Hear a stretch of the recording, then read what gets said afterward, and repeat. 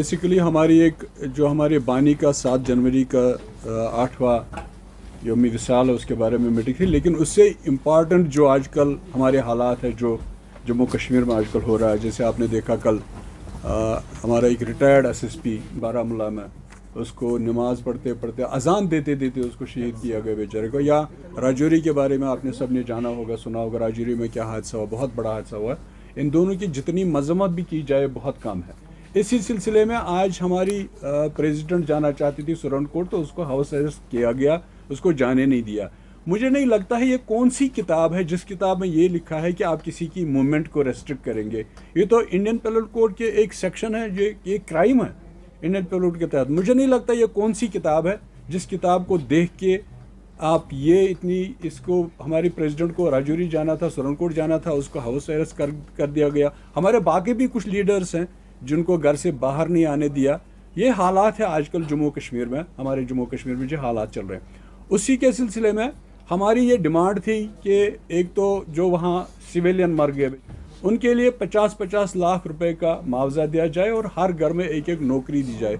और उससे बड़ी बात जो है, तो सरकार से ये पूछना चाहिए कि ये जो सरकार बोलती है कि सामान्य है, सामान्य, कहाँ सामान्य है? बारामूला में सामान्य है, राजौरी में सामान्य है, कहाँ सामान्य है? जो आप दावा करते हैं 370 हटने के बाद 370 से जम्मू कश्मीर में जो भी मिलिटेंसी थी, चाहे हालात ख़राब थे, वो तो आप कहते थे कि ये तो 370 इसका जिम्मेवार है। अब तो 370 हटे हुए 4.5 साल हो गए, अब तो उससे ज़्यादा होने लगा है जो पहले होता था। अगर 370 ही इसमें वो वजह थी, तो फिर 370 4.5 साल हो गए, तो अब तक तो फिर हालात कुछ और होने चाहिए थे। जो आज लगता है हालात हैं वो तो नहीं होने चाहिए थे। जैसे हमारा ये एसएसपी बेचारा, हमारे राजौरी वाले, जहाँ 5 फौजी शायद उसमें मारे गए, 3 सिविलियन मारे गए और बाकी लोग जख्मी हो गए, और हमारी प्रेसिडेंट को जाने नहीं दिया। हमने आज की मीटिंग में सब ने मिलकर इसको जो उसको रोका गया घर पे, उसकी हमने मजम्मत की है कि ये नहीं होना चाहिए था। उसके साथ ही हम ये डिमांड करते हैं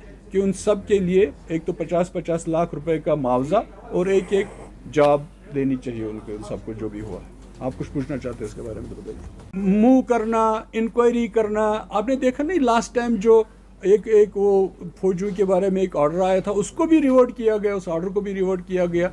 ये तो मुझे लगता है वो फेस सेविंग के लिए करता है। या तो एक सीरियसली कोई बात हो, सीरियसली जिन्होंने भी ये किया है उनको सज़ा दी जाए और लोगों को पता चले कि सज़ा है, सज़ा लगी है, तो तभी तो कुछ बात बनती है। वैसे ऐसे रिमूव करने से उनके जो मर गए वो थोड़ी वापस आ जाएंगे, ये जो जख्मी है वो बेचारे थोड़ी ठीक हो जाएंगे रिमूव करने।